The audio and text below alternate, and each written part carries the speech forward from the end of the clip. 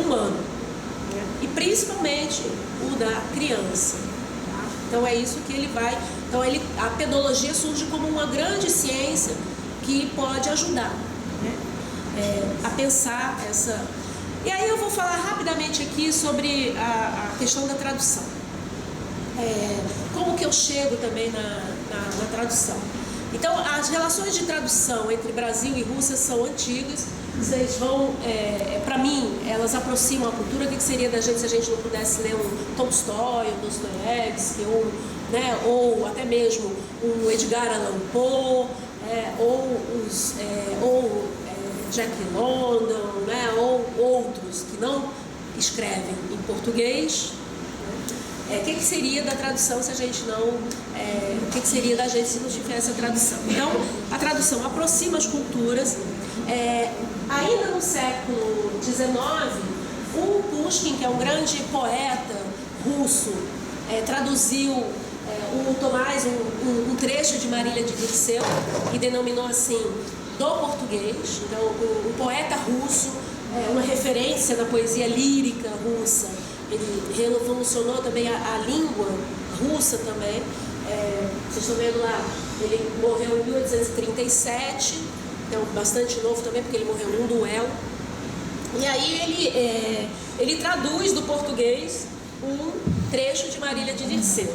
Por sua vez, o nosso Dom Pedro II, ele traduz fábulas de um escritor que escrevia fábulas russo. Entre eles, o Dom Pedro era um homem muito culto, muito inteligente, ele lia muito, e ele aprendeu russo e traduziu as fábulas. Vocês sabiam disso? Não. Interessante, isso me apaixono por essas coisas, né? Então ele traduziu do russo. Agora imaginem eu descobrir que o primo do Vygotsky, estão vendo primo com D, Davi Vygotsky, porque o Vygotsky que a gente estuda, ele foi o único na família que mudou a letra de D para T. Na verdade, a origem é D. E ele muda e tem várias versões do porquê que ele muda, e eu boto isso na minha tese também. Então, ele traduziu Mário de Andrade, um poema do Mário de Andrade, do português para o russo.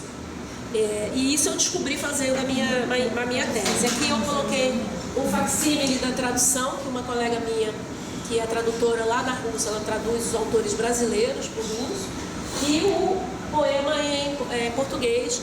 E eu fico muito emocionada só de pensar que o Vygotsky provavelmente leu, né, a poesia, como um homem muito culto, que lia muito, que tinha literatura muito presente na vida dele.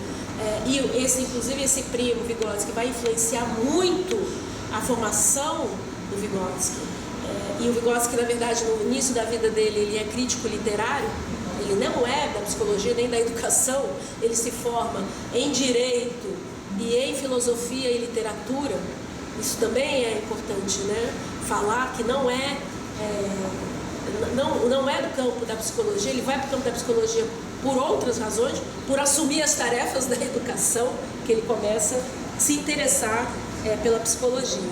E o Davi se correspondeu com Jorge Amado. A gente tem cartas, troca de correspondência com Jorge Amado, com Osório César e a Tarsila do Amaral, do Davi, troca de correspondência entre eles. Então, estudando a tradução, pesquisando para ver se eu conseguia uma teoria que pudesse me ajudar a pensar a tradução, eu tive muita dificuldade. Então, estudando alguns filósofos como Flusser,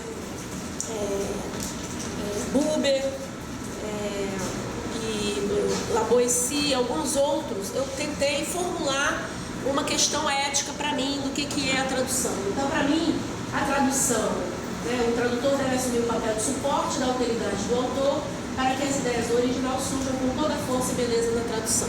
E foi isso que exatamente não foi feito com a obra do Vygotsky, não só no Brasil, no Ocidente como um todo, porque o Brasil conhece a obra do Vygotsky pelas traduções norte-americanas.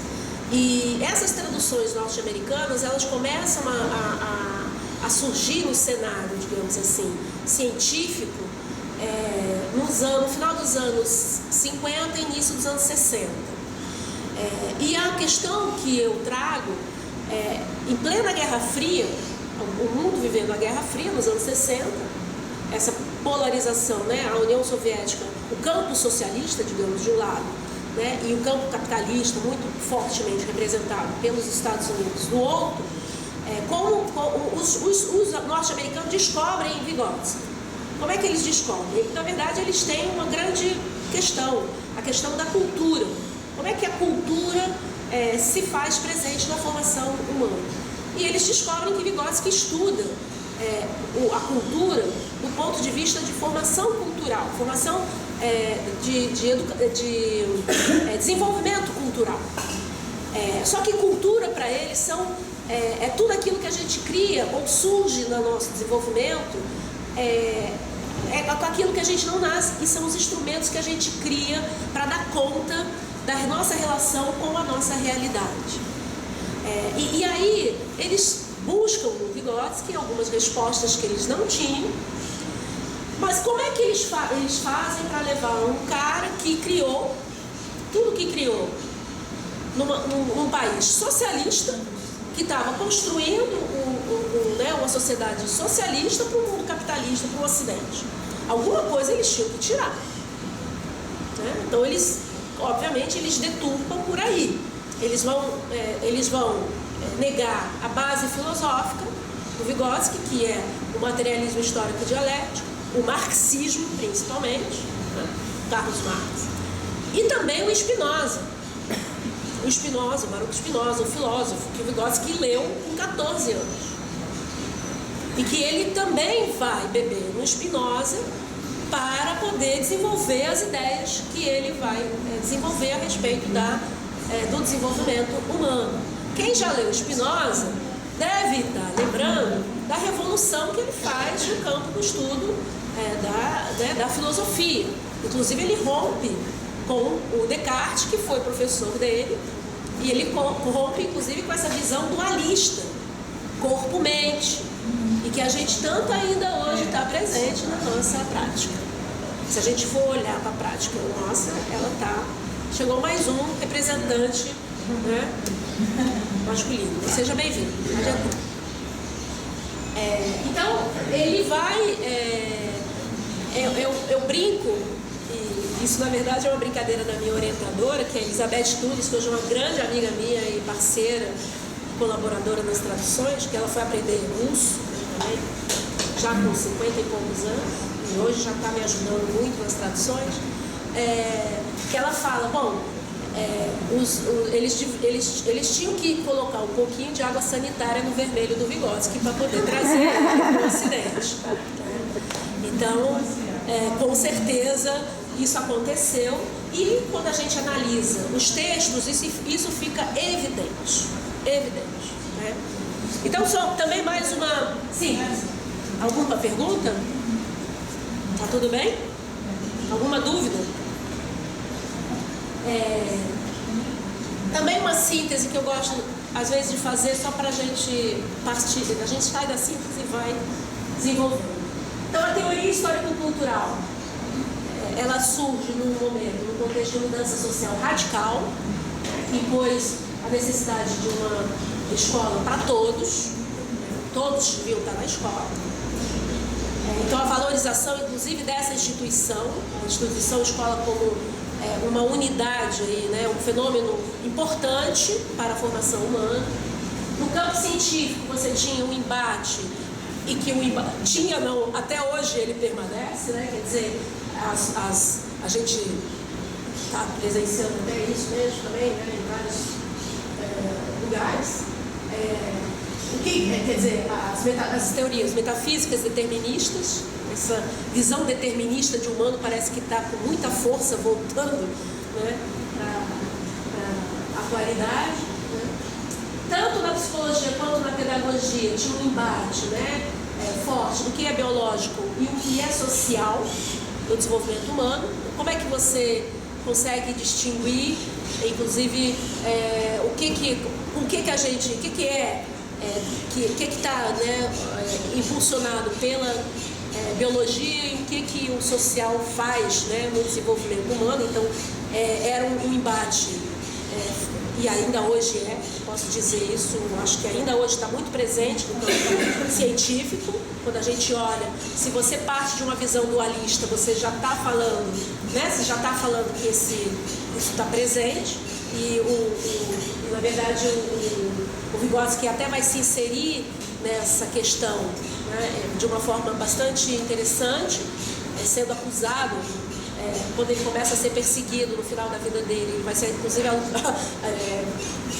ri porque é muito distorcida a ideia. Ele vai ser acusado de uma visão biologizante do ser humano, por defender que a gente nasce com uma carga biológica, que a gente não pode negar, mas que ela é transformada, ela é passível de transformação e de mudança no processo educacional, no processo de relação com a realidade, com os instrumentos culturais. A gente não nasce com tudo que a gente tem. Por exemplo, a gente não nasce falando. Fala é uma função que a gente desenvolve. E ela é fundamental no nosso processo de desenvolvimento, inclusive das outras funções. Memória, atenção, isso. E com uma crítica deles às abordagens biológico-evolucionista. Então o Vygotsky faz uma crítica, ele escreve um texto interessante, que é o sentido histórico da crise na psicologia. Quem quiser, tem tradução em português, só que ele está com os cortes que foram feitos lá na universidade. Eu estou preparando, ele praticamente também está pronto para a edição, mas a gente é tomado por tantas atividades que não dá conta às vezes disso, mas eu estou me disciplinando para isso. Então ele defende o materialismo histórico dialético como possibilidade para a nova psicologia de pedagogia e que está intimamente ligado ao desenvolvimento histórico e cultural da sociedade humana.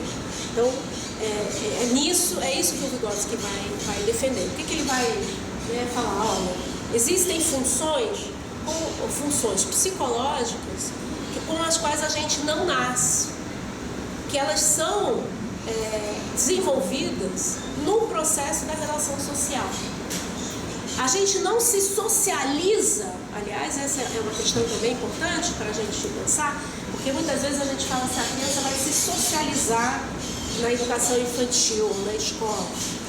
Para Vygotsky, a pessoa já é social. O social já está